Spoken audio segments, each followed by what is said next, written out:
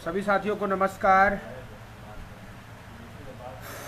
आज दिन भर की मुलाकात, दिन भर के जो कार्यक्रम थे सभी सुचारू रूप से सफल रहा।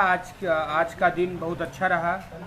चाहे अधिकारियों से मुलाकात हो, चाहे नेताओं से मुलाकात हो, सभी जगह अपनी बात पहुंची और सभी से सुखद मुलाकात। जो डीजी नहीं मिल रही थी वो भी मिली। सारी बातें हम आप लोगों को बताते हैं। जो लोग जुड़ रहे हैं इस वीडियो को शेयर कर दें ताकि हम अपनी बात आप लोगों तक पहुंचा सकें। सभी लोग इस वीडियो को पहले शेयर कर दीजिए, लोगों को जोड़ लीजिए, तब अपनी बात को हम शुरू करें। साथियों देखिए, जो ओबीसी पिछड़ों के लिए हमेशा लड़ाई लड़ती रही हैं, उनको आज हमारी बहनों ने पूरी तरीके से अपना मुद्दा बता दिया, अपना ज्ञापन दे दिया और पूरी तरीके से सार्वजनिक मंच पे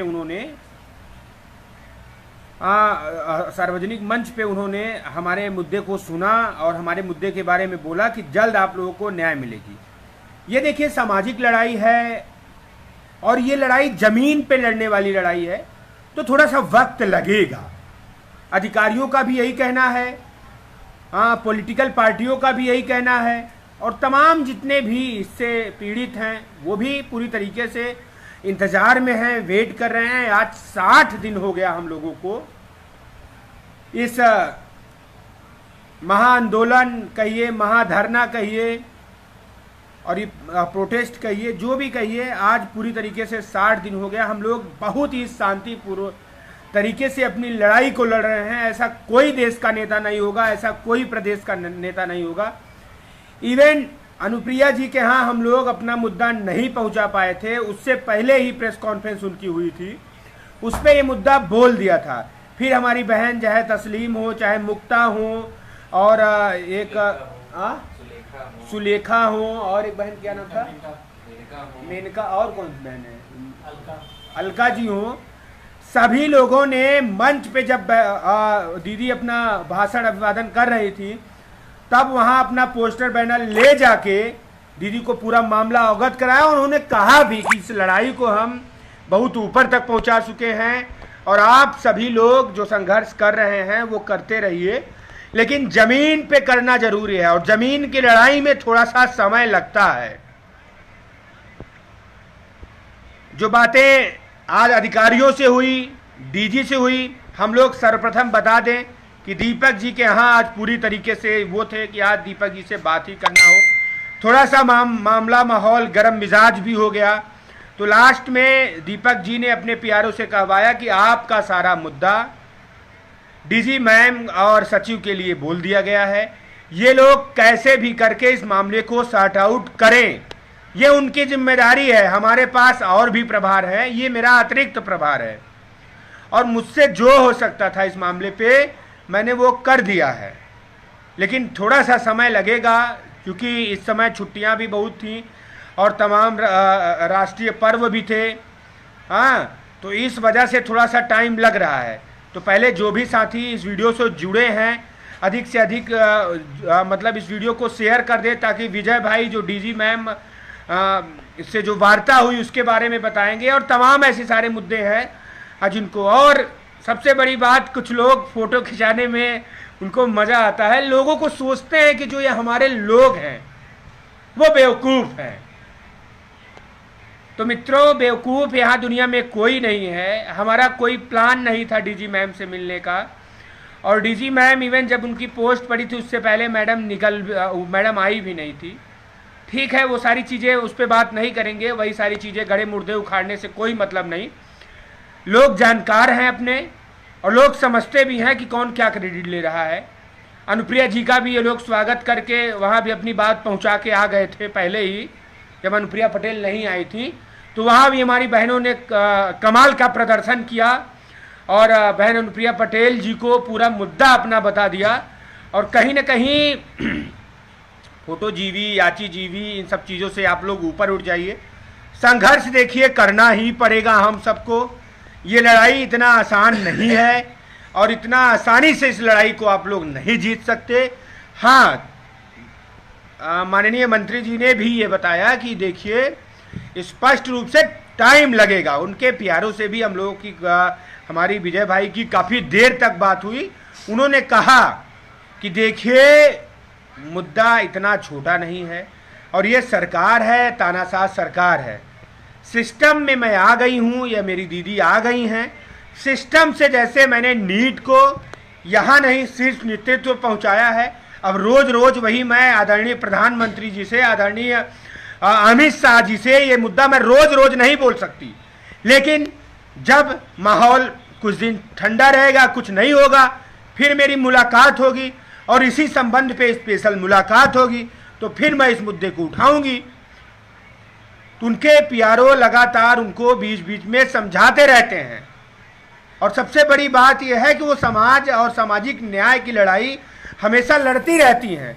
उनको चीज़ों को बताना नहीं पड़ता। एक लल्लू जी हैं, एक अनुप्रिया जी हैं, ऐसे तमाम जो नेता हैं अपने जिनको बताना नहीं पड़ता।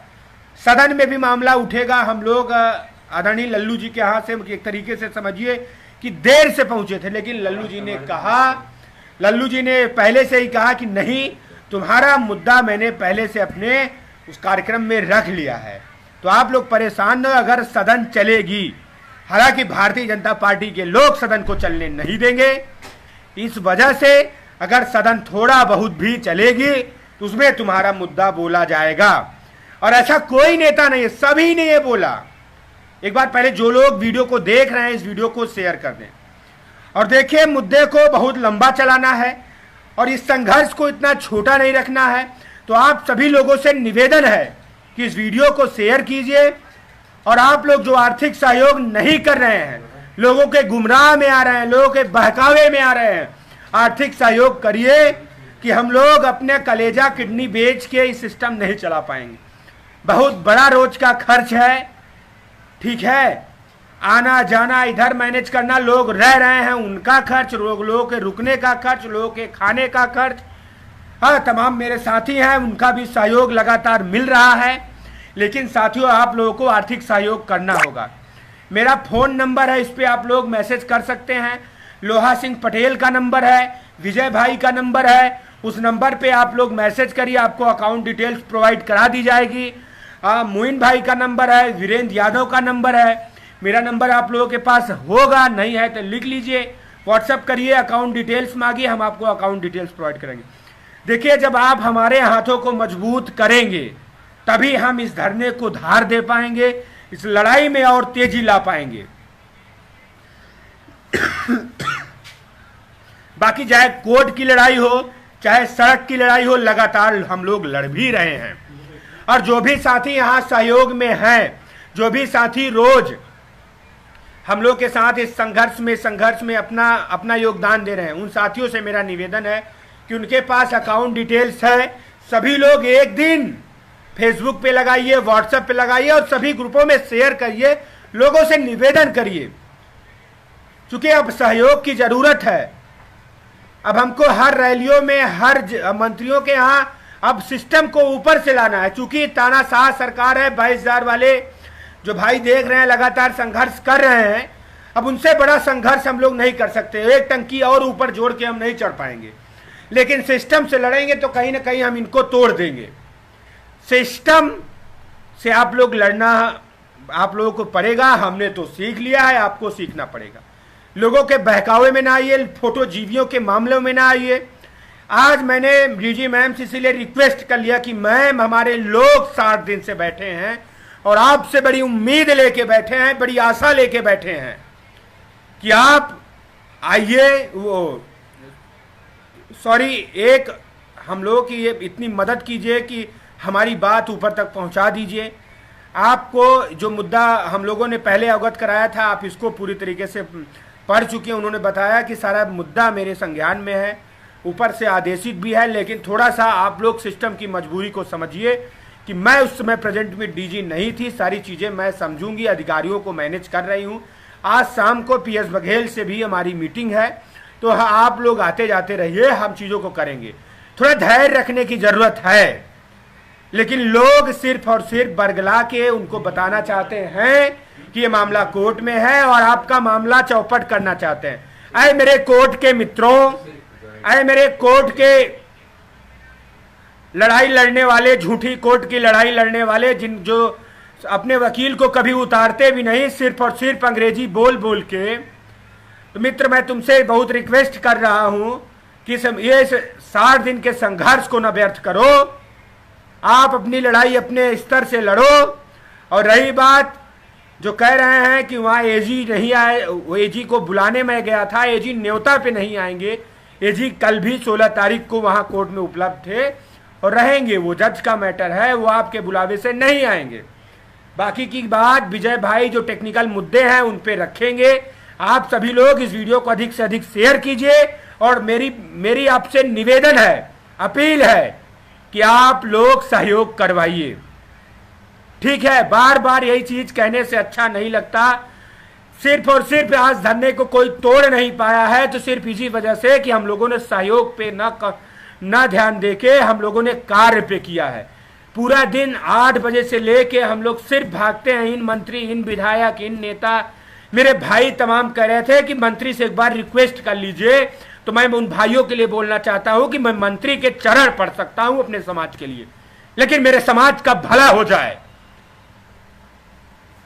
ठीक है, मैंने उस दिन से शिक्षा मंत्री को चोर कहना बंद कर दिया है, हालांकि वो चोर है। मैं बड़ा धीरे से बोल रहा हूं, मेरे भाइयों का दबाव है उस पर कि समाज को ना जगाओ, समाज को गच में ले जाओ। बाकी की टेक्निकल बात विजय भाई रखेंगे। जो मंत्रियों अधिकारियों से बात हुई है, सारी चीजें, थोड़ा मैं एग्रेशन में आ जाता हूं तो इसलिए थोड़ा सा भूल जाता हूं, ये आप लोग समझिए। लेकिन लड़ाई सड़क पे संघर्ष करना होगा और लोगों को सहयोग करना होगा। धन्यवाद।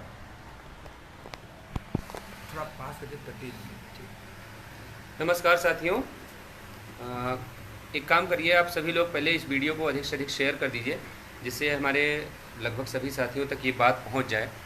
कुछ जानकारियां जो आप तक शेयर करनी है, पहुंचानी है।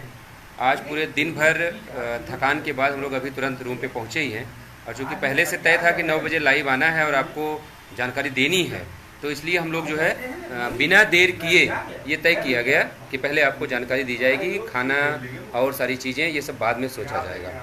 देखिए, आज सुबह से ही हम लोग, चूँकि कल ही प्रशासन के द्वारा हमको अवगत करा दिया गया था कि कल आपकी मुलाकात अपर मुख्य सचिव जी से हर हाल में करवा दी जाएगी। आप लोग जो है आज कुछ मत करिए, कल आपकी मुलाकात हर हाल में करवा दी जाएगी। इसलिए हम लोगों ने कल कोई कार्यक्रम नहीं रखा हमारे, जबकि प्रदेश के बहुत सारे लोग यहाँ पे इकट्ठा हुए थे और सबकी इच्छा थी कि कुछ बड़ा किया जाए, यानी इको गार्डन के अलावा भी किसी का घेराव और किसी से निवेदन करने के लिए चला जाए। लेकिन हम लोगों ने चूँकि प्रशासन की बात इसलिए मानी कि हमें इसी इको गार्डन में अपने प्रदर्शन को आगे बढ़ाना है। जब तक न्याय नहीं मिल जाता तब तक संघर्ष करना है। कुछ ऐसा करके कि हमको यहाँ से भगा दिया जाए, हम लोग ऐसा कुछ नहीं चाहते थे। इसलिए हम लोगों ने प्रशासन की बात मानी और आज जब हम लोगों ने सुबह से 10 बजे ही हम लोग, चूँकि आज धरना स्थल भी नहीं जाना चाहते थे और गए भी, तो तुरंत फ़ोन आ गया और हम लोग वहाँ से निकल गए। तो हम लोगों के सामने, चूँकि आज से विधानसभा का सत्र भी शुरू हुआ था, लेकिन सीओ साहब ने हम लोगों की वजह से टाइम निकाल के बात की और ये कहा कि आज इनकी मुलाकात हर हाल में हो जानी चाहिए। तो बताया यह गया कि साहब अभी तुरंत आए हैं, साहब मतलब दीपक कुमार जी, ये बताया गया कि अभी तुरंत आए हैं और मैं थोड़ी देर में बात करके बताता हूँ। नमस्कार सभी भाइयों को। पहले मैं एक बार अपनी बात पूरी कर लूँ, ज़रूरत पड़ेगी तो आप जो कमेंट्स आपके रहेंगे उसमें हम लोग बात भी कर लेंगे। तो वहाँ पे बात की गई, तो थोड़ी देर बाद वहाँ से वापस हम लोगों के पास कॉल आई और ये कहा गया कि देखिए साहब का ये कहना है कि उनकी 2-3 आज मीटिंगें हैं लगातार, और इधर हमारे यहाँ से जो भी होना था वो हमने अपने यहाँ से लिखित में डीजी को भेज दिया है। आप लोग डीजी से मिलिए, ये अब हमारे स्तर का मामला नहीं है। हमें मुख्यमंत्री कार्यालय से जो निर्देश था वो हमने कार्य करके भेज दिया है और विभाग ने हमें ये आश्वस्त किया है कि जल्द से जल्द इस मामले में हम हल निकाल लेंगे। तो हम लोगों ने सीओ साहब के सामने ये कहा कि सर हम लोग अगर जाएंगे तो वहाँ डीजी मैम जो है या तो रहती नहीं है, और रहेंगी तो ऐसा भी हो सकता है कि हम लोग एक दिन जाके बैठे थे, पता चला कि 22,000 के हमारे जो साथी हैं जो आंदोलनरत हैं वो लोग वहाँ पे, उनकी संख्या आ गई तो हमको मिलने नहीं दिया गया। तो उन्होंने तुरंत जो है अपर मुख्य सचिव के यहाँ दोबारा कॉल किया, तो उन्होंने कहा कि ठीक है सर, मैं जो है कॉल करके बोल दे रहा हूँ। तो अपर मुख्य सचिव के यहाँ से डीजी मैम के यहाँ कॉल गई है। फिर हम लोगों को वहाँ से ये बताया गया कि आप लोग चले जाइए, आपकी मुलाकात हो जाएगी। और डीजी मैम के निकलने का टाइम था, लेकिन जब हम लोग चूँकि रास्ते में थे, ट्रैफिक था, थोड़ा लेट पहुँचे, लेकिन पता ये चला कि नहीं, वो अभी भी आप लोगों का वेट करें, आप लोग जाइए, आपसे मीटिंग के बाद ही वो वहाँ से जाएंगी। हम लोग डीजी मैम के पास गए, तो वहाँ पे उन्होंने हम लोगों को देखने के बाद बुलाया, जो है बैठाया और सारी बातें अपनी जानकारी शेयर करी। हाँ, हम लोगों से उन्होंने पूछा कि, और ये भी उनको जानकारी मिली कि हम लोग 60 दिन से यहाँ धरने पे बैठे हैं, और सबसे बड़ी बात ये पहली बार उनको जानकारी मिली कि हम लोग 60 दिन से वहाँ पे धरने पे बैठे हैं।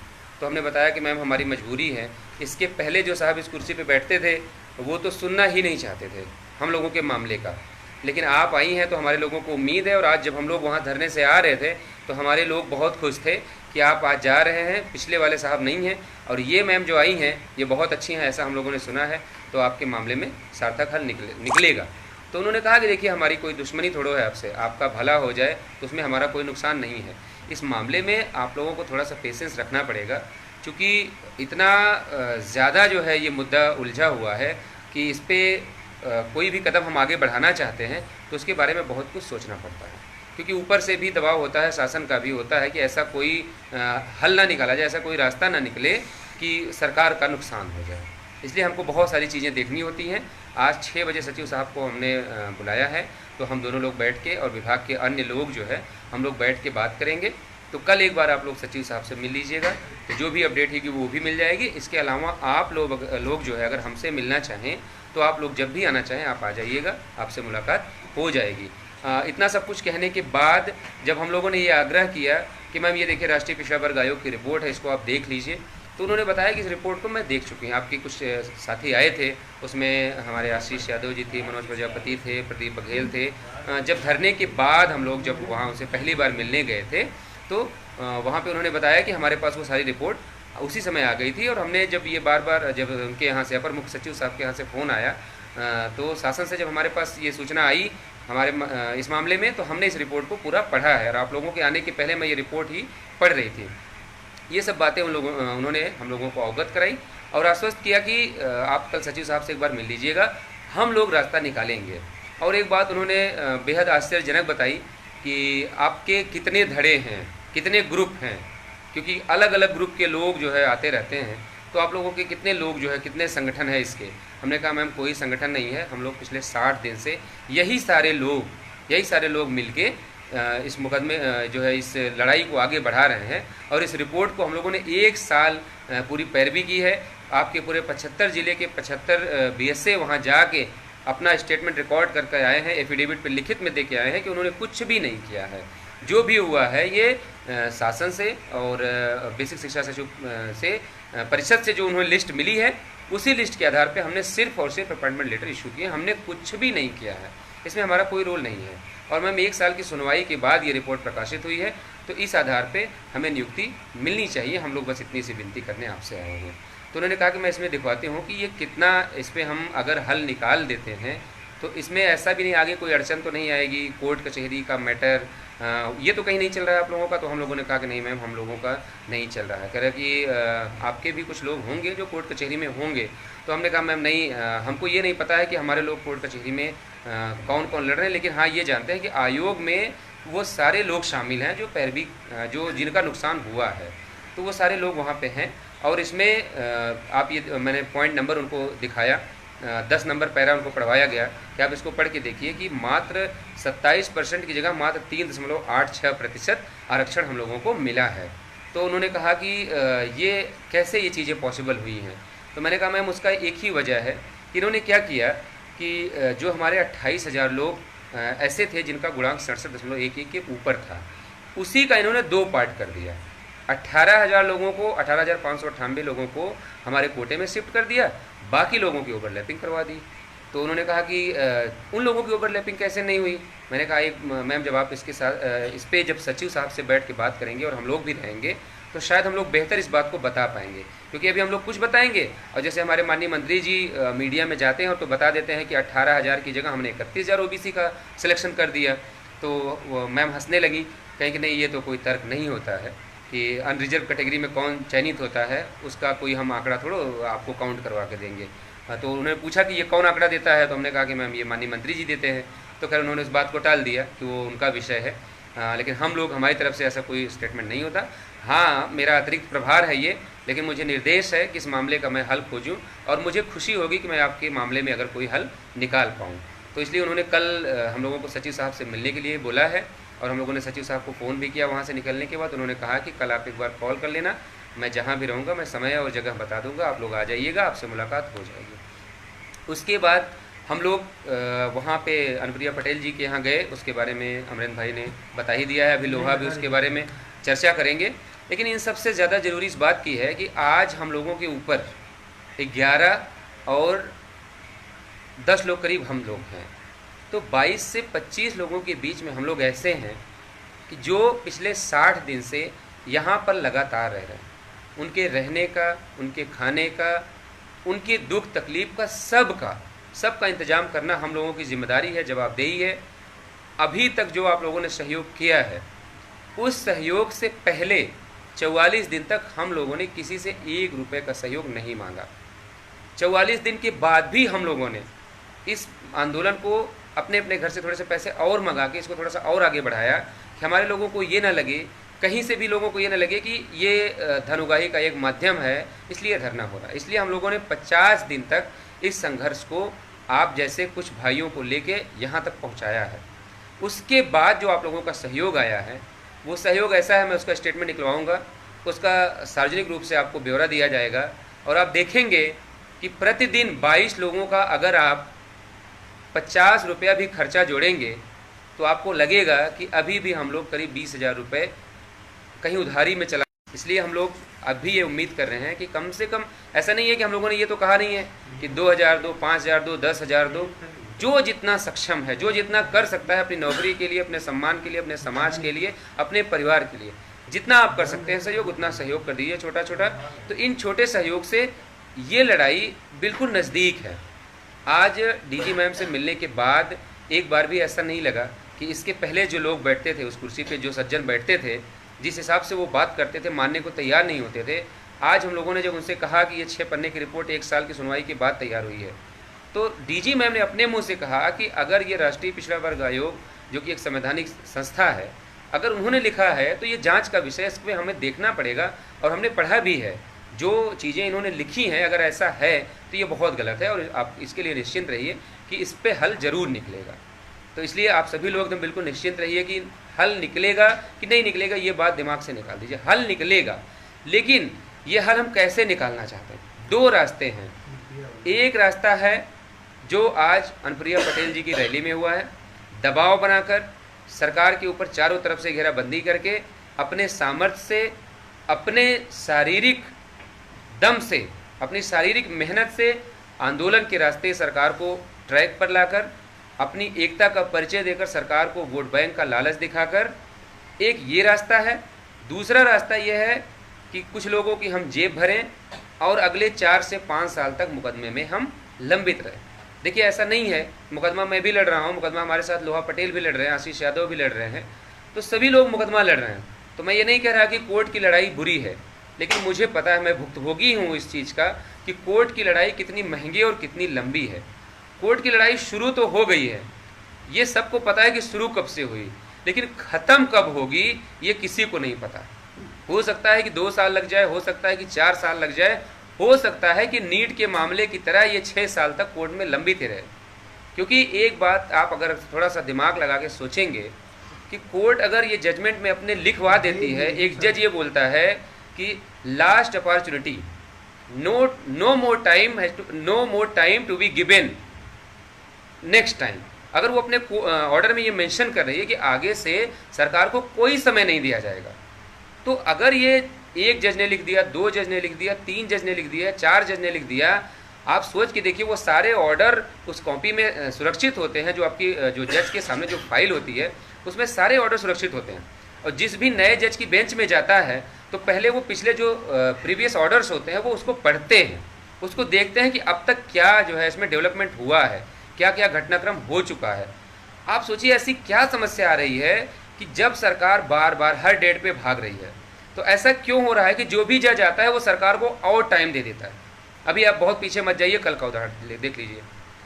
जब माननीय जस्टिस साहब जब ये ऑर्डर लिखवा रहे थे और उन्होंने कहा कि अब आप जो है पेपर में नोटिस इशू करिए, जिसको अपना पक्ष रखना हो वो आए। लेकिन आप सोच के देखिए, सरकारी वकील वहाँ पे मौन रहता है, क्योंकि उसको पता है कि मेरे पास कहने को कुछ नहीं है, लिस्ट में दे नहीं सकता, 67.1 के ऊपर कितने लोग हैं, नीचे कितने लोग हैं, वो मैं दे नहीं सकता कोर्ट में, तो मेरे पास अभी सिवाय चुप रहने का कोई रास्ता नहीं है। सरकारी वकील चुप हो जाता है। उसके बाद महीने भर का टाइम कोर्ट दे देती है, जबकि मैक्सिमम 2 हफ्ते से ज़्यादा 1 दिन भी टाइम नहीं मिलना चाहिए था सरकार का, क्योंकि ऑलरेडी दिसंबर से लेके जुलाई पूरा तक जो है इन्होंने टाइम बर्बाद किया था। लेकिन 1 महीने का टाइम मिल जाता है और सरकार, उसके बाद सरकार की जो है कारनामा देखिए सरकार का आप, वो आराम से इंतज़ार करते हैं 25 दिन का, 24 दिन का इंतज़ार करते हैं, उसके बाद अपनी एक रिकॉल एप्लीकेशन मूव करते हैं। क्यों करते हैं? क्योंकि 25 दिन तो उन्होंने आराम से मजे से काट लिए, तब तक उनको होश नहीं था। ऐसा नहीं था कि उनको होश नहीं था, उनको सब पता था, लेकिन ये उनकी टैक्टिक थी, डिले टैक्टिक, कैसे हम इसमें और मैक्सिमम टाइम ले सकते हैं। अब आगे का तमाशा भी देखिए। कल कोर्ट में जब वो रिकॉल एप्लीकेशन लगा, लंच के पहले तक जस्टिस साहब बैठे, हुआ ये कि लंच के बाद भी कोर्ट बैठेगी और एजी वहाँ कोर्ट में प्रेजेंट थे। एजी साहब वहाँ जाते हैं लंच के टाइम पे, मेल मुलाकातें होती हैं, बातें होती हैं। अब ये आगे बहुत ज़्यादा टिप्पणी नहीं की जा सकती। उसके बाद पता ये चलता है कि लंच के बाद कोर्ट नहीं बैठेगी। अब वो जेब में रख लिया जाएगा। सोमवार को जब दोबारा उस एप्लीकेशन के लिए नंबर आएगा तो हो सकता है कि हमारे न्यायप्रिय जस्टिस साहब ये भी कह सकते हैं कि इस मामले को मैं ही सुनूंगा, और उसको अपने पास रख लें। तो जब वो दोबारा सर्विस मैटर में सुनवाई के लिए आएंगे तब वो एक डेट फिक्स करेंगे, उसी डेट पे सुनवाई करेंगे। अब दोबारा वो सर्विस मैटर में कब आएंगे, इसके बाद डबल बेंच में चले जाएंगे कि उनका तबादला हो जाएगा कि लंबी छुट्टी पे भेज दिए जाएंगे, ये कुछ नहीं कहा जा सकता। इस पर सिर्फ संभावनाएं दर्ज की जा सकती हैं, संभावनाएं जताई जा सकती हैं, किसी को नहीं पता कि इसमें क्या हो सकता है। और सबसे बड़ी बात, किसी को अगर ये लगता है कि अगली 1-2 डेट में कोई ऑर्डर आ जाएगा, हमको नौकरी मिल जाएगी, तो मैं आप सब लोगों को बता देना चाहता हूँ कि अगर अपने सामर्थ्य से, अपनी मेहनत से लड़ के नौकरी ले लिए तो ठीक है। सरकार को अगर अपने वोट बैंक का, अपनी यूनिटी का डर दिखा के उसको चुनाव में अपने वोट बैंक की ताकत का एहसास करा के अगर आपने नौकरी ले ली तो ठीक है, नहीं तो मैं स्पष्टवादी व्यक्ति हूँ, मैं बिना लाग लपेट के कह देना चाहता हूँ कि आप मूव ऑन कर जाइएगा। आप मूव ऑन करके किसी अच्छी भर्ती की तैयारी में लग जाइएगा। जो प्राइवेट जॉब करते हो अपनी जॉब करिए, जो कहीं और कोई बिजनेस हो उनका, उसमें लग जाइएगा। लेकिन इस कोर्ट कचहरी के चक्कर में आप ये भूल जाइएगा कि सिंगल, अगर एक बार सरकार चुनाव पार कर ले गई एनी हाउ, किसी भी ढंग के, अगर वो कोर्ट में मामला चुनाव बाद ले जा पाई तो सुप्रीम कोर्ट से पहले ये सरकार इस मामले में किसी को एक पद नहीं देगी। इस बात को मैं किसी भी एफिडेविट पर लिख कर देने को तैयार हूँ, क्योंकि विभागीय जो अधिकारी हैं, कुछ अपने बीच के भी लोग हैं जो न चाहकर भी कभी उनको मौका मिलता है तो वो बातें कह देते हैं। वो हम लोगों का मनोबल बढ़ाते हैं कि तुम लोग लड़ो, नहीं लड़ोगे, अगर किसी तरीके से चुनाव आ गया और चुनाव निकल गया फिर तुम लोगों के लिए बहुत मुसीबत हो जाएगी। फिर सरकार इस पे दूर से बैठ के तमाशा देखेगी, विभाग और तुम लोगों की लड़ाई हो जाएगी। तुम सिंगल में जीतोगे, ये डबल में अपील करेंगे, वहाँ 2 साल मुकदमा चलेगा। फिर उसके बाद सरकार इस मामले को सुप्रीम कोर्ट ले जाएगी। और अब तो थर्ड पार्टी भी इंटरटेन है। अगर एक व्यक्ति भी आ गया तो डबल बेंच में उसको कोर्ट को सुनना पड़ेगा। आगे जहाँ भी ये मामला जाएगा कोर्ट को उनको सुनना पड़ेगा, क्योंकि स्टेट की पॉलिसी, स्टेट का मैटर है ये। तो हर कोई भी बेंच होगी वो स्टेट को सुनेगी ही सुनेगी, क्योंकि उनके भी हित अपने जुड़े रहते हैं। देखिए हमारे एक भाई रमेश कुमार जी लिख रहे हैं 2011 ने बर्बाद कर दिया। देखिए जो मुझे यही ताज्जुब होता है कि जो उस भर्ती में 72,825, शायद मैं कभी कभी फुर्सत में होता हूँ तो मैं सोचता हूँ कि शायद उस भर्ती में अगर मैं एप्लीकेबल ना होता, अगर फॉर्म नहीं भरा होता तो आज जीवन में कहीं अच्छी जगह होता। किस ढंग से मुकदमेबाजी करके, कैसे फर्जी तरीके से अपने लोगों को घुसा कर पिछली सरकारों ने और जो वर्तमान सरकार है उन लोगों ने कैसे जीवन तबाह किए हैं, उसके बारे में सोचने से जो है बहुत तकलीफ़ होती है। इसलिए हम लोग उस पर बात भी नहीं करना चाहते। इसलिए आप सभी लोगों से निवेदन है कि आप कम से कम इतना सोच के देखिए कि 60 घंटे हमारे कुछ साथी जो अपने घर से बैग पर पैक करके निकले थे और ये सोच के आए थे कि कुछ बड़ा करके जाएंगे, लेकिन उनसे 60 घंटे धैर्य नहीं रखा गया उनको लगा कि नहीं यार बड़ा नहीं हो रहा है तो घर वापस चलते हैं, दोबारा जब कुछ बड़ा होगा तो आएंगे। लेकिन आप सोच के देखिए कि 60 दिन से ये जो 22 से 25 लोग हैं आपके, जो कभी घर अपने वापस नहीं जा रहे हैं, क्या उनको कोई मुकेश अंबानी फंडिंग थोड़ो कर रहे हैं? क्या उनको भारत सरकार पैसा थोड़ो दे रही है?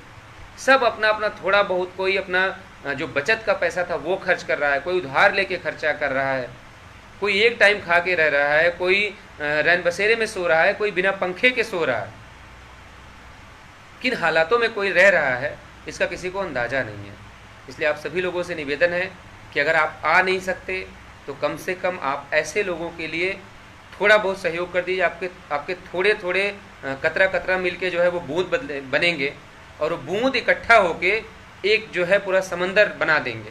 इसलिए आप सभी लोगों से निवेदन है कि थोड़ा थोड़ा आप लोग सहयोग भी कर देंगे, तभी ये लड़ाई जारी रहेगी। और हम लोगों ने तो ये ठाना है कि जब तक न्याय नहीं मिल जाता तब तक इस आंदोलन को ख़त्म नहीं होने देना है। उसके लिए ज़रूरत पड़ेगी तो अभी जो अपना धन, समय, ऊर्जा सब कुछ बर्बाद किया गया, लगाया गया है और हम लोग लगाने को तैयार बैठे हैं। पैसे की वजह से ये लड़ाई कमज़ोर नहीं पड़ेगी, ना ख़त्म होगी। और हम लोगों का सिर्फ एक उद्देश्य है, सिर्फ और सिर्फ एक उद्देश्य है कि जो लड़ाई हम 10 दिन में जीत सकते हैं, 15 दिन में जीत सकते हैं, महीने भर में जीत सकते हैं, उस लड़ाई को हम 4 साल की क्यों बनाएं? क्या हम इतने कमज़ोर हो गए हैं कि हम अपनी लड़ाई खुद लड़ने में सक्षम नहीं है? क्या हम इतने पंगु हो गए हैं कि हम इंतज़ार कर रहे हैं कि कोई हमारा मसीहा बन के नीचे उतरेगा और वो हमारे लिए कुछ कर जाएगा तो हमको नौकरी मिलेगी? इतने खुदगर्ज, इतने स्वार्थी तो हम लोग कभी नहीं थे। हमारे पुरखे भी नहीं थे जिनके पास इतने संसाधन नहीं थे, जिनके पास इतना सोशल मीडिया जैसा दौर नहीं था जब लोगों को इकट्ठा नहीं किया जा सकता था। सबके पेपर थे बीच में, हम लोगों ने भी खुद कहा कि कोई अपना पेपर ना छोड़े, सभी लोग अपना पेपर दीजिए, अपनी मेहनत का जो है, परिश्रम का जो है, आप जाइए परीक्षा दीजिए। अब सबके पेपर भी हो गए हैं। आप लोग आइए, सहयोग करते रहिए, आते जाते रहिए, ऐसा भी नहीं है। लेकिन आखिरी कदम ऐसा मत सोचिए कि कल ही हम विधानसभा का घेराव कर दें और हमको उठा के भगा दिया जाए और हमारा 60 दिन की मेहनत बर्बाद हो जाए। ये जो एक एक मिनट आप इको गार्डन में बैठे हैं, ये सरकार के लिए एक ऐसी चोट है जिसकी छाप आपको 2022 के चुनाव में दिखाई देगी। इनका एक एक वोट जब गड़बड़ होगा, जब ये प्रचार करने जाएंगे, जब आप जैसे कोई भाई वहाँ खड़ा होकर ये पूछ, जैसे आज हमारी बहनों ने अनुप्रिया पटेल जी के सामने, मंच के ठीक सामने और पुलिस के साये में जब वहाँ पे उनका संबोधन चल रहा था, तो पुलिस के आगे खड़े होकर जब हमारी 10 बहनों ने ऐसे बैनर अपने दिखाए हैं, ओबीसी और एससी की पीड़ा दिखाई है, आरक्षण की चोरी दिखाई है, तो वो सारा का सारा प्रशासन स्तब्ध था, निरुत्तर थे सभी लोग, कोई कुछ बोल नहीं पाया। और अनुप्रिया जी को अपने भाषण का जो लिखा हुआ भाषण जो वो पढ़ रही थी, जो उनके मुद्दे थे जिस पे उनको अपनी बात रखनी थी, उन सभी को रोक के आपकी बात करनी पड़ी, आपके लिए बोलना पड़ा। उन्होंने बताया कि, और भाषण खत्म होने के बाद भी, अपने संबोधन के बाद भी उन लोगों ने हम लोगों से व्यक्तिगत बुला के ज्ञापन लिया और ये भी बताया कि आप लोग जैसे प्रयास करें वैसे प्रयास करते रहिए। आपके प्रयास से हमें ये हिम्मत मिलती है कि हम जाके वहाँ मजबूती से आपकी बात रख सकें और ये कह सकें कि आपकी जो है वादा खिलाफी की वजह से और आपकी लेट लतीफ़ी की वजह से हमारे समाज के लोग 60 दिन से, पिछले 2 महीने से धरने पे बैठे हैं। इसलिए आप लोग अपना शांतिपूर्ण प्रदर्शन जारी रखिए। मैं लखनऊ आई हूँ, पहली बार मैं आई हूँ, ये स्वागत समारोह था, लेकिन आप यहाँ भी आए, आप कार्यालय आइए, मैं वहाँ भी आपके साथ बैठूंगी, बात करूँगी। मैं आप लोगों से मंच पे जो मैंने कहा, मीडिया में मैंने जो कहा, उसके अलावा मैं एक बात और कहूँगी, ये हमारे समाज की लड़ाई है। इसके लिए ज़रूरत पड़ेगी तो अगर इस सरकार से मुझे अपना हाथ भी खींचना पड़ेगा तो मैं हाथ खींचने के लिए भी तैयार हो जाऊँगी, लेकिन आप लोगों को न्याय 100% मिलेगा, इस बात का मैं आपसे वादा करती हूँ। मुझे नहीं लगता कि प्रदेश में और कोई नेता इस बात को हम लोगों से बोला होगा और बहुत लोगों की मदद है। किसी का व्यक्तिगत नाम लेके अगर कहा जाए तो दूसरे की जो है बुराई हो जाएगी कि नहीं, उनका नाम नहीं आया। तो चाहे वो अनुप्रिया पटेल जी हों, चाहे अजय कुमार लल्लू जी हों, चाहे चंद्रशेखर आज़ाद भाई हों, सब लोगों ने अपने सामर्थ्य से हम लोगों की मदद की। चाहे लल्लू जी हों, वो धरने में पहुँचे, हमारे अस्पताल में पहुँचे, चाहे समाजवादी पार्टी के लोग हों जो हमारी बहन की तकलीफ़ में वहाँ अस्पताल ले जाकर उन्होंने एडमिट करवाया हो, जो भी लोग हों, चाहे चंद्रशेखर भाई हो जो हमारे बहन के आंसू पोंछने वहाँ पे आए, और सब ने, ऐसा नहीं है कि पेशकश नहीं की, सब ने पेशकश की कि आपको ज़रूरत हो तो बताइए। लेकिन हम लोगों ने कहा नहीं भैया, इस धरने की पवित्रता ही यही है कि इसमें हम राजनीतिक पार्टियों को इन्वॉल्व नहीं करना चाहते, राजनीतिक लोगों को इन्वॉल्व नहीं करना चाहते। हम अपने तरीके से इस लड़ाई को लड़ना चाहते हैं, अपने लोगों के सामर्थ्य से इस लड़ाई को लड़ना चाहते हैं। आप हमारा सहयोग करना चाहते हैं तो आप हमारा मीडिया पे सहयोग करिए, आप हमारे सोशल मीडिया पे सहयोग करिए, आप हमारे समाज के जो जागरूक लोग हैं उन तक हमारी बात पहुंचाने की जो है मदद करिए। इसके अलावा और हमको कोई मदद की आवश्यकता नहीं है। और लोग अप्रिशिएट भी करते हैं इस चीज़ का कि कैसे 60 दिन आप लोग इस धरने को इतनी पवित्रता से चला पा रहे हैं, नहीं तो अब तक आप लोगों को बदनाम कर दिया गया होता। इसलिए इसकी पवित्रता को समझिए, इसकी गरिमा को समझिए। जो बहनें अपना घर परिवार छोड़ के यहाँ पे जमी हुई हैं, जो लगातार अपने जो है सामर्थ्य से ऐसे ऐसे लोगों के सामने खड़े होकर आपकी बातें कर रही हैं जहाँ अच्छे अच्छे लोग पहुँच के अपनी जबान नहीं खोल पाते, तो उनकी मदद, उनकी मेहनत बेकार ना जाए। इसलिए आप सभी लोग अपना थोड़ा थोड़ा सहयोग करेंगे तो हम लोग इस लड़ाई को और धार दे पाएंगे और तेज कर पाएंगे। प्लानिंग हम लोगों की और भी बहुत ज़्यादा होती है, लेकिन फिर हमें संसाधनों के बारे में सोचना पड़ता है। हम लोग प्लानिंग कभी कभी ये करते हैं कि हम जो ये 27 मंत्री बनाए गए हैं सबके आवाज़ का घेराव करें। 20-20, 25-25 लोग हम लोग एक साथ एक एक घर के सामने पहुँचें, लेकिन फिर जब हम लोग सोच के बैठते हैं कि एक जगह जाने में कितना खर्च हो पाएगा, और आज हम इस परिस्थिति में नहीं है कि हम सफ़र कर पाएँ, उसका वहन कर पाएँ, तो फिर हमको अपना प्लान चेंज करना पड़ता है। तो तय आप सब लोगों को करना है कि बाहर से फ़ोटो डाल के लोगों का सहयोग करना है, दिन ब दिन नई नई याचिका डाल के अपनी जेब भरने वालों का सहयोग करना है, कि बिना किसी मुकदमे से डरे, बिना जेल जाने से डरे, जेल भरने के लिए तैयार लोगों को मदद करनी है। एक लाइन में कहूँ तो आप लोगों को ये तय करना है कि अपनी जेब भरने वालों की मदद करनी है कि आपके हक, आपके सम्मान के लिए जेल जाने को तैयार लोगों की आपको मदद करनी है। ये आप तय कर लेंगे तो ये लड़ाई बहुत छोटी हो जाएगी। हम लोग इस वादे के साथ इस बात को समाप्त कर रहे हैं कि ये आंदोलन अब तभी खत्म होगा जब हमें और हमारे भाइयों को, हमारे बहनों को न्याय मिल जाएगा और 60 दिन की तपस्या का हमें फल मिल जाएगा। उसके पहले ये लड़ाई ख़त्म नहीं होगी। वीडियो बहुत लंबा हो जाएगा। अभी हमारे लोहा भी साथ में है, उनको भी अपनी बात रखनी है। आप सभी लोगों से निवेदन है, ये एक विनती है कि आप छोटा सा ही सही लेकिन आप अपना सहयोग जरूर करेंगे और एक साथ इकट्ठा होकर कम से कम, ज़मीन पे अगर नहीं हो पा रहे हैं, कम से कम सोशल मीडिया पे एक दूसरे का साथ देंगे। कोई पोस्ट आती है तो उस पर समर्थन देंगे, उस पर खड़े होंगे। और कोई अपने समाज का मंत्री, विधायक, नेता अगर कहीं पोस्ट डालता है तो उसके कमेंट बॉक्स में सिर्फ और सिर्फ हमारी आपकी पीड़ा दिखनी चाहिए। इस बात का आप सभी लोगों को विशेष ध्यान रखना है। और ये निवेदन है आप सभी लोगों से कि टूट पड़ी ऐसी पोस्टें देखते उसका लिंक शेयर करिए, एक दूसरे के पास ग्रुपों में शेयर करिए कि फला नेता का, जो हमारे समाज का रहनुमा बनता है, उसकी पोस्ट आ गई है। सभी लोग टूट पड़ो उसको कमेंट बॉक्स में भर डालो। मैं कह रहा हूँ वो नहीं देखेगा, लेकिन उसका जो पीआरओ होगा, जो उसका असिस्टेंट होगा, वो तो देखेगा।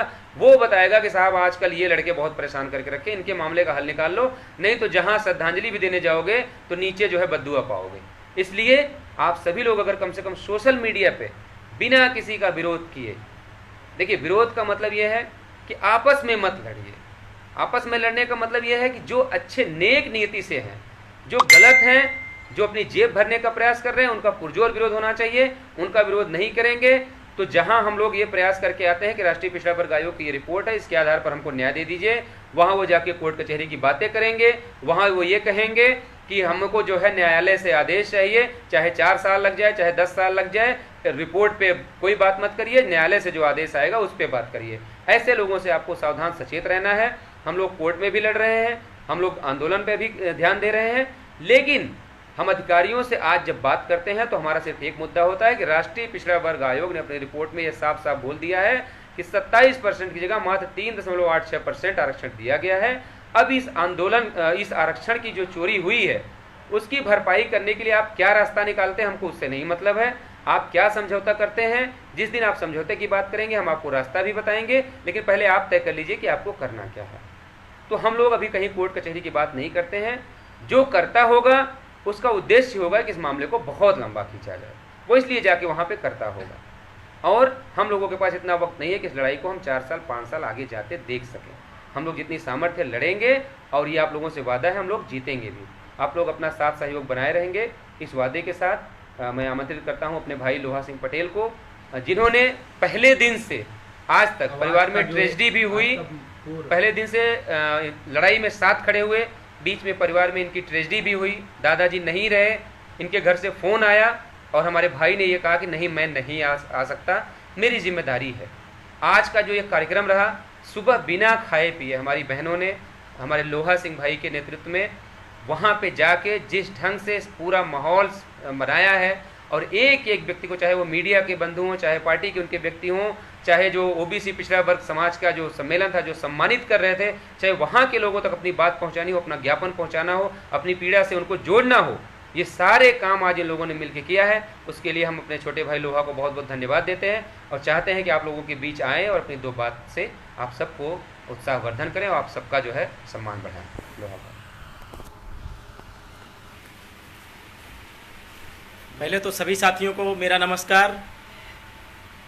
मुझे उम्मीद है आप सब ने आज हम लोगों का जिस तरह से काम, क्योंकि केवल धरना देना ही मकसद नहीं है, वहाँ इको गार्डन की 4 दीवारियों पर बैठकर हम लोग धरना देते रहें, उसके लिए हमको बाहर भी निकलकर काम करना पड़ता है। तो आज हम लोगों ने एक सिस्टमेटिक ढंग से काम को 3 पार्ट में डिवाइड करके किया। एक तो जिस तरह से हमारा अनवरत धरना चलता है वो चलता रहा, वो लगभग अगुवाई दिन भर हमारे वीरेंद्र भाई और समस्त साथियों ने जो है उनके साथ जो है धरना इको गार्डन पे धरना स्थल, उसमें मनोज भाई, राजकुमार भाई और मोइन भाई और आजाज भाई, महेन, उसके बाद फिर आशीष भी जो है, तो ऐसे तमाम साथियों की अगुवाई में जो है धरना चला। फिर उसके बाद विभाग की पास जो है जानकारी लेने गए, जिसमें विजय भैया विभाग की आज सारी जानकारी उन्होंने अभी साझा भी कर दी। आपके पास क्या क्या दिन भर का घटनाक्रम रहा उन्होंने आपको पूरा बताया। और हम लोगों को पता था कि आज जो है अनुप्रिया दीदी जो है लखनऊ में उनका महासभा लगेगा। वो महासभा सिर्फ और सिर्फ जो है नाम ही उस महासभा को दिया गया था आरक्षण पीड़ित महासभा के नाम से जो है। तो हम लोगों ने सुबह से दरअसल कार्यक्रम उनका डिसाइड था 2:40 पर, और क्योंकि इतना बड़ा कार्यक्रम होता है तो हम लोग जो है सुबह सुबह एकदम 10 बजे जाके वहाँ पे लाइन लगा लिए। और उसके बाद जितनी भी हमारे साथ बहनें थी और उसमें आजाज भाई को साथ में ले जाके हम 2-3 भाई और बाकी जितनी बहनें थी उन लोगों को ले जाके, जैसे मुक्ता दीदी हैं, अलका पटेल बहन, और उसके बाद जो है क्या नाम है मेनका और तस्लीम दीदी और सुनंदा बहन, तो ऐसे सुलेखा बहन, तो ऐसे तमाम बहनों की अगुवाई में हम जाके वहाँ पे दिन भर धरने में और वहाँ क्या नाम है महासभा में दीदी का वेट करते रहे। और दीदी को क्योंकि फ़्लाइट उनका फिर से वापस हो गया था तो उनको दोबारा आने में लगभग बज गया था 5। तो हमारा जब महासभा स्टार्ट हुई थी तो उसके पहले ही दिन में जो अनाउंसर एक विजय सिंह करके वहाँ पे एक अनाउंसर थे, तो उन्होंने नीट सर्वप्रथम आरक्षण मुद्दे पे बात रखी, क्योंकि नीट पे तो मुद्दा साल हो गया है। वो बता रहे थे कि नीट पे किस तरह से हनन किया था सरकार ने, फिर उसके बाद किस तरह से दीदी ने बात को उठाकर और उस मुद्दे को सॉर्ट आउट कराया। फिर दूसरा मुद्दा उन्होंने हमारा 69,000 भर्ती पे जो है संज्ञान में लेकर बोला। और फिर जब दीदी आई, कार्यक्रम जब संचालित होने लगा तो हम लोगों का मुद्दा, हम लोग इंतजार करते रहे अपनी बारी का, लेकिन भीड़ इतनी ज़्यादा थी कि लग नहीं रहा था कि हम लोग यहाँ पे मुलाकात कर पाएंगे। लेकिन हमारी आज जितनी भी बहनें थी उन्होंने अपने साहस को दिखाया इस तरह से कि लगा कि ये असली शेरनियाँ हैं और दीदी को भी शेरनियों की ज़रूरत थी। तो एक शेरनी के सामने जब ढेर सारी शेरनियाँ अपना मुद्दा लेके पहुँच गई तो उनको लगा कि ये वास्तविकता में जो है पीड़ित है, और बहुत अच्छा जो है उनको लगा। और उन्होंने मामले को संज्ञान में लेकर वो जिस तरह से अपने कार्यक्रम उनके डिसाइड थे क्या क्या उनको बोलना है, वो वहीं पे रोक करके हमारे मुद्दे को खुले मन से उन्होंने सीधे बोला कि ये मुद्दा मैं माननीय प्रधानमंत्री जी के सामने, गृह मंत्री जी के सामने, सबके सामने बारी बारी से रखती आई। और मुझे देखकर बहुत अच्छा लगा, क्योंकि जब हमारे कंधे खुद हमारा समाज मजबूत करेगा तो हम कहीं ना कहीं मजबूत होंगे। और आप जिस तरह से ये आवाज़ उठा रहे हो लगातार, और उसके बाद मैं बहुत दिनों बाद यहाँ पे आई हूँ और आज ये स्वागत समारोह एक प्रकार का था, और आप लोग यहाँ पे आकर इतनी भीड़ में अपने मामले को हमारे सामने रखा, मुझे बहुत अच्छा लगा। और फिर उन्होंने बाद में हम लोगों को अकेले बाहर बुला के फिर से पूरा ज्ञापन वगैरह लेकर उन्होंने पूरी तरह से आश्वस्त किया कि मैं ये लगातार बात आपकी जहाँ जहाँ मुझे मौके मिलेंगे मैं उठाती रहूँगी, उच्च पदों से या उच्च जो है जगहों से। ताकि आप लोगों को यानी मेरे परिवार को, मेरे समाज को न्याय मिल सके, क्योंकि मैं अपने समाज की कहीं ना कहीं जो है एक प्रकार से अगुवाई कर रही हूँ। तो मुझे जब मेरा समाज मजबूत रहेगा तभी कहीं ना कहीं मैं आगे मजबूती से अपने समाज के लिए जो है बात रख सकती हूँ। तो इस तरह से हमारा घटनाक्रम दिन भर का चलता रहा। अब इन सब में बहुत सारा, क्योंकि जब आदमी काम करेगा तो कहीं ना कहीं उसके खर्च होंगे, धन आएगा। अब धन की वजह से अगर आप लोग, क्योंकि हमें नहीं लगता कि अब कोई भी हमारे सामने रुकावटें, क्योंकि जब हमारे कदम अब नहीं लड़खड़ा रहे हैं तो हम शायद किसी भी तरह से अब जो है लड़खड़ाने वाले नहीं हैं, क्योंकि इतने दिन से अनवरत धरना चलता रहा और उसमें जितना भी जिम्मेदारी, क्योंकि आज तक अनवरत धरने शायद कभी नहीं चले हैं, क्योंकि उनमें कहीं ना कहीं आर्थिक रूप से हम मतलब आर्थिक जो है ये धन आड़े आता था। लेकिन इस बार अमरेंद्र भैया और विजय भैया ने दिल खोलकर उन्होंने बहुत कुछ जो है इस मुहिम को इतने दिन तक आगे बढ़ाने के लिए और हमारे समाज को न्याय दिलाने के लिए उन्होंने इतने संघर्षरत किए जो है। तो कहीं ना कहीं, लेकिन जब आदमी इतने दिन से संघर्ष लगातार करता रहेगा और आगे की लड़ाई कितने दिन तक चलेगी ये किसी को नहीं पता है, तो कहीं ना कहीं हम कमज़ोर न पड़ें, इसलिए आप सबसे निवेदन किया जाता है। कोई किसी से ये नहीं कि याची शुल्क की तरह आपसे कोई निवेदन या अमाउंट जो है डिसाइड कर दिया गया है कि आप ये अमाउंट पे करिए, तब आप जो है समाज का अपने सहयोग कर रहे हैं। आपके पास जिस तरह से सहयोग बन पड़े आप करिए, क्योंकि ये लड़ाई हमारी कमज़ोर ना हो, इसलिए आपसे निवेदन किया जा रहा है। क्योंकि ये केवल आपके नौकरी की बात नहीं है, हम सब के या और जो घरों पे बैठे लोग हैं उन सब की हकों की लड़ाई है। कुछ ज्ञान राय देने वाले लुटेरा, हमको जो लुटेरा बोलते हैं वो ऐसे लोग बोलने वाले हैं, अगर मैं उनकी बात रख दूंगा तो उनको बहुत बड़ा दर्द होगा, क्योंकि हम लोगों ने उनको जोड़ा है और वो याचिकाओं में बहुत ऐसे निठल्ले हैं कि वो फ्री बने हुए हैं, ठीक है। लेकिन वो लिखेंगे ऐसे जो है सीधे उनकी मंत्रालय के पहले कोई मतलब बात नहीं आती है जो है। यहाँ जो लोग इतने दिनों से सड़क में खाक छान रहे हैं, धूल खा रहे हैं जो है, उनके ऊपर अगर आपको विश्वास है तो उनके ऊपर विश्वास करिए। ये जो घरों में बैठ के कुछ हैं दो चार जो है लफंगे, वो लिख देते हैं, उनकी बातों पे मत जाइए। उनकी बातों पे सिर्फ उतना जाइए जब कभी अगर उनसे सिर्फ इतना पूछा करिए कि कुछ अच्छा बताओ जो है, कुछ काम के लिए। अगर एक पोस्ट आई उसमें ले जाके उसके लिए जो है कटाक्ष करना, ये कोई अच्छी बात नहीं है। दीदी ने भी आज यही कही बात की, अगर समाज को आगे बढ़ना है, हमारे समाज में जिनको न्याय चाहिए वो एक दूसरे का कटाक्ष करना बंद कर दें सर्वप्रथम, तो न्याय बहुत जल्द मिल जाएगा। जितनी लंबी लड़ाई है न्याय पाने की वो और बहुत छोटी हो जाएगी। तो काम करने वालों के प्रति ध्यान दिया करिए, बाकी लोग क्या चिल्लाते हैं उनको भूकने दिया करिए। मंथरा बन के जो है, क्योंकि समाज में केवल लेडीज़ों ने मंथरा का काम नहीं किया है, कुछ जेंट्स भी आज मंथरा का काम करते हैं।